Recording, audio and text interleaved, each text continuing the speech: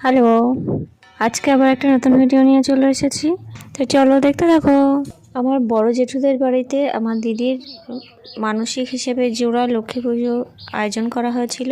তো তারই প্রতিমা নিতে আমরা চলে এসেছি। এখানে দেখো আমি, জেঠিমা, দিদি, জামাইবাবু এবং ভাগ্নে আর ভাগ্নিন সবাই চলে এসেছি। আর এই যে লক্ষ্মী প্রতিমা নেওয়ার আগে যে প্রতিমা কারিগর, তাকে পূর্ণপাত্র দান করতে হয়, তো তারই কাজ চলছে। আর এখানে মা লক্ষ্মীর মুখটা তোমরা দেখলেই কি সুন্দর লাগছে, ছোট্ট একটা লক্ষ্মী ঠাকুর। তো চলো এনাদেরকে বাড়িতে নিয়ে যাওয়া যাক, তারপর আরও সুন্দরভাবে বাড়িতে গিয়ে তোমাদেরকে প্রতিমার মুখটা দেখিয়ে দেব। তো এই যে একটা টোটো ডেকে নেওয়া হয়েছে, আর এই মা লক্ষ্মী একদম ঠিকঠাকভাবে বসে গেছে টোটোর ভেতরে। তো জামাইবাবু এখানে বলছে যে মা লক্ষ্মী কি টোটোর সাইজেই তৈরি করা হয়েছে। এখানে টোটোতে ভাগ্নি, ভাগ্নে, জেঠিমা, জামাইবাবু প্রতিমা নিয়ে উঠে পড়েছে, আর দিদি আর আমি একটু হেঁটে হেঁটে বাড়ির দিকে যাব।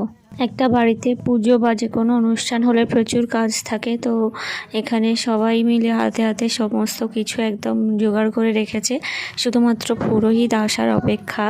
তো দেখা যাক পুরোহিত কখন আসে। তো এই যে পুরোহিত চলে এসেছে। তো সমস্ত কিছু জোগাড় করার পরেও ওনার আরও কিছু জোগাড় যন্ত্র বাকি থাকে, তো সেগুলোই উনি করছেন। তার মাঝখানে কারেন্ট অফ হয়ে গেল।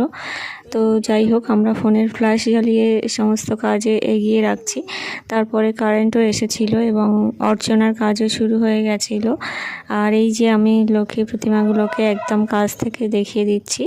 মায়ের মুখ দুটো অপূর্ব সুন্দর লাগছিল। মা লক্ষ্মী যেন সবার মনস্কামনা পূর্ণ করে, এই প্রার্থনাই করি তার কাছে, সবাইকে যেন খুব ভালো রাখে। তো এদিকে পুজো তো শুরু হয়ে গেছে, আর এরই সাথে আমার খুব মনে পড়ছিল গত বছর আমি আমার মাসির বাড়িতে লক্ষ্মী পুজো কাটিয়েছিলাম। ওখানকার লক্ষ্মী পুজোর রীতি রেওয়াজ একদম অন্যরকম, বেশ ভালো লেগেছিল।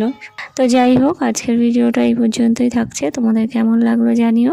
আর এখানে আমার দুটো আলপনা আমি শেয়ার করছি। প্রথমবারের প্রচেষ্টায় বানিয়েছি, কিছুটা ইউটিউব থেকে ধার করে, কিছুটা নিজের মস্তিষ্ক প্রসূত। তো কেমন হয়েছে জানিও। আর সবাই খুব ভালো থেকো, দেখা হচ্ছে নেক্সট কোনো ভিডিওতে। টাটা।